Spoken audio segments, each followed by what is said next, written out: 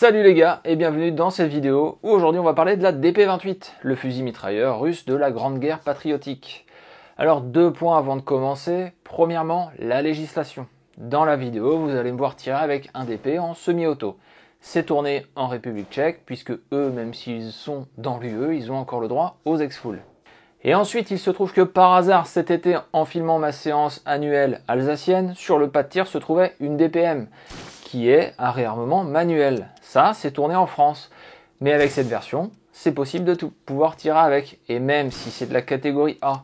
Oui, parce que c'était en catégorie C, qui, au passage du décret, est monté direct en catégorie A, où les propriétaires peuvent encore les garder, mais pas les revendre. Ce qui vous prouve une fois de plus que les catégories C, ça ne vous appartient pas plus que les catégories B. Bah ouais, je suis obligé de le replacer ici. Deuxième point.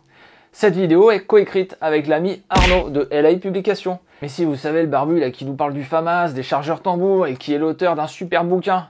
Bref, Arnaud a écrit un article sur son site qui est bien plus complet que ce qu'on verra là. Donc les liens sont dans la description et vous avez l'obligation d'aller voir sous peine de poursuite. Maintenant ça y est, la vidéo peut commencer.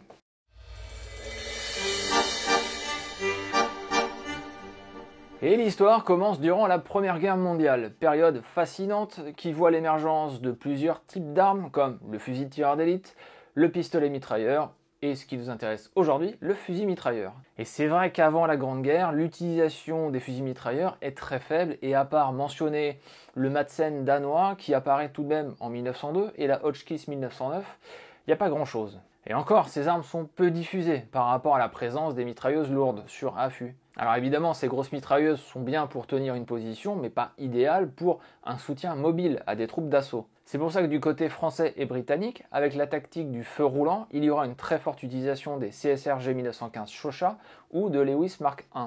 Et du côté russe, eh ben il n'y a rien. Il y a soit des Mosin Nagant, soit des mitrailleuses Maxim.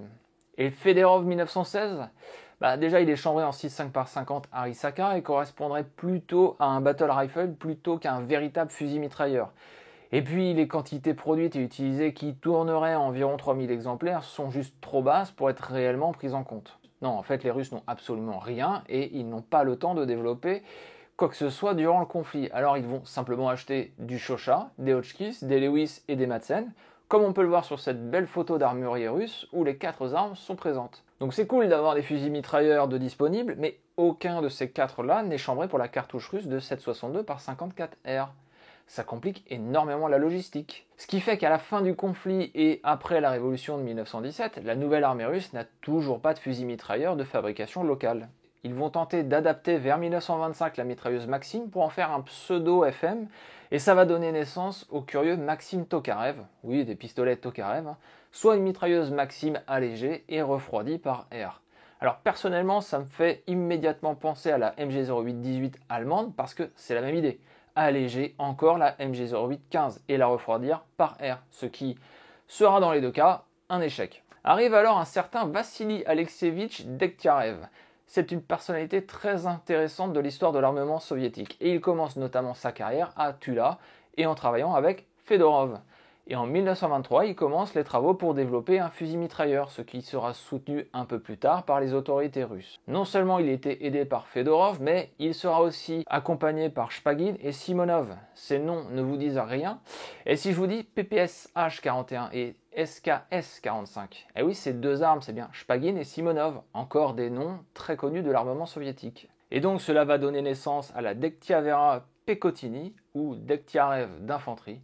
C'est marrant en URSS où le communisme est présent et donc normalement l'individu est effacé au profit de la collectivité, eh bien on donne quand même le nom du concepteur au nom de l'arme, ce qui n'est pas du tout le cas chez nous. Je mentionnais le PPSH-41 avec Shpagin, mais ça sera toujours pareil avec la K-47 qui est bien automate Kalachnikov.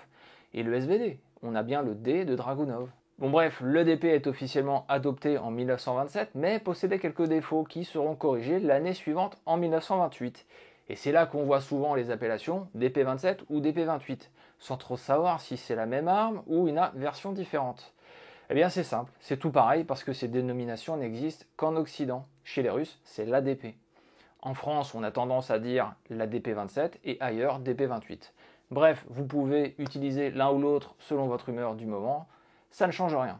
La Russie dispose alors d'un fusil mitrailleur assez moderne dans sa conception et son utilisation, et surtout elle a fait un choix très intéressant, un chargeur en forme de disque. Et ça c'est plutôt cool car ça permet deux choses, avoir une capacité de chargeur assez intéressante, qui est de 47 coups, et surtout de ne pas barrer la vue du tireur, comme c'est le cas sur le 24-29 français ou la ZB-26 tchèque. Et fun fact, on peut suivre la consommation des munitions avec la rotation de l'anneau de chargement par le dessus. Par contre, ils sont assez fragiles et surtout lourds à transporter. 1,6 kg à vide et 34 kg plein. Eh ouais, faut se les trimballer les chargeurs. Vous noterez au passage que la DP fut aussi développée comme mitrailleuse de char et d'aviation. Et évoluera en deux modèles, la DPM de 1944, qui est la version avec laquelle je tire, en réarmement manuel. Elle se reconnaît facilement avec sa poignée pistolet et la forme du boîtier à l'arrière complètement différente. Et seconde évolution, la RP46 qui est une DPM mais à alimentation par bande.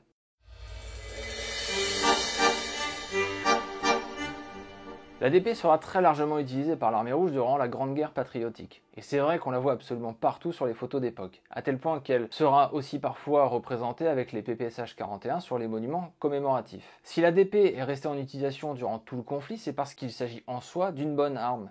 Pas exemple de défaut, non, mais déjà sa construction était plus facile à mettre en œuvre dans les usines que d'autres armes du même type. Et une fois de plus, ce qui caractérise les armes russes, c'est la simplicité.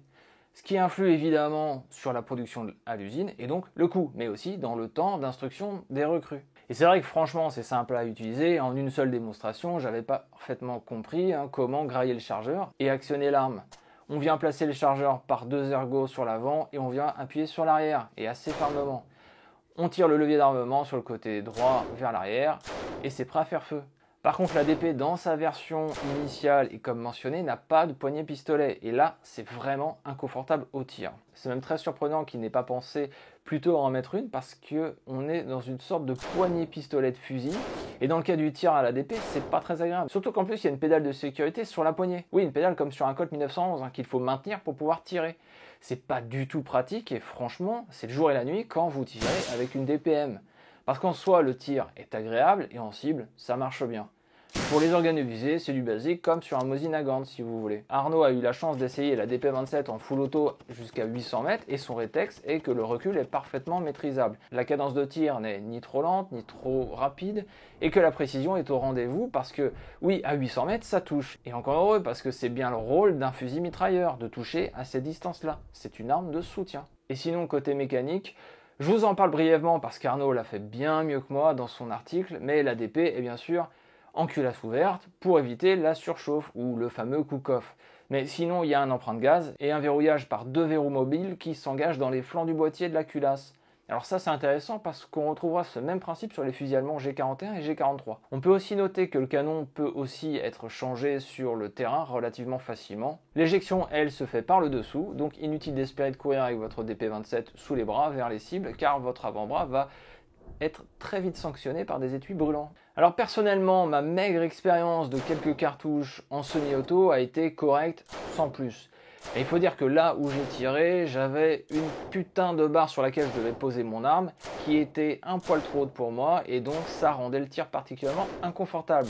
Et comme c'était pas dans mon stand, j'ai pas insisté. Et puis je n'ai tiré qu'à 25 mètres, ce qui est franchement ridicule comme essai. Pour la DPM en réarmement manuel, j'ai vraiment bien aimé le tir. C'est vrai que le recul est quasi inexistant et la ligne de visée, top. On prend du plaisir à faire du gong, même si une fois de plus, je n'avais que 50 mètres sous la main. Par contre, le côté réarmement manuel n'est pas le truc le plus fun que j'ai pu expérimenter, même si oui, ça se fait correctement. C'est dommage, parce que ce genre de machine mériterait d'être utilisé comme Arnaud a eu le plaisir de le faire. Et concernant son utilisation réelle au combat, eh bien oui, la DP est partout sur les photos d'époque parce qu'il s'agit d'un FM facile à déployer. Et les Allemands ne s'y tromperont pas, car ils vont largement en utiliser, comme on atteste encore les nombreuses photos. Les Finlandais, durant la guerre d'hiver, vont en récupérer et les utiliser. Mais pour eux, c'était peut-être plus une nécessité qu'une réelle envie pour compenser leur manque de matériel. Enfin, après-guerre, elle sera encore utilisée durant la guerre de Corée, puis par le Viet Cong durant la guerre du Vietnam. Et en même temps, j'ai envie de dire qu'ils utilisaient tout ce qu'ils avaient sous la main. Mais on peut aussi la retrouver en Afghanistan et encore récemment en Ukraine. Bon, certes, l'arme est vieille et totalement dépassée, mais tant que ça fonctionne et que les cartouches sont abondamment disponibles, pourquoi s'en priver comme arme de réserve? Oui, car je ne dis pas qu'on les voit en première ligne, non. Mais si c'est pour tenir un carrefour ou une zone de passage, bah, ça doit faire le taf aussi, hein.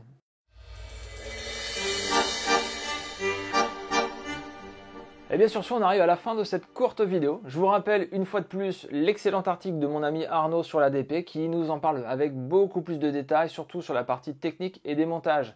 Et il nous a aussi fait une superbe vidéo sur sa chaîne, donc allez voir, il y a les liens dans la description. Merci à Alain pour le prêt de sa DPM, c'était vraiment sympa d'essayer l'arme. Merci pour l'accueil du stand de tir. N'hésitez pas à liker, commenter et partager, ça soutient mon travail. Et dans ce cas-là, indirectement celui d'Arnaud, car pour le coup, c'est véritablement lui qui a bossé sur le sujet. Et je vous dis à très bientôt.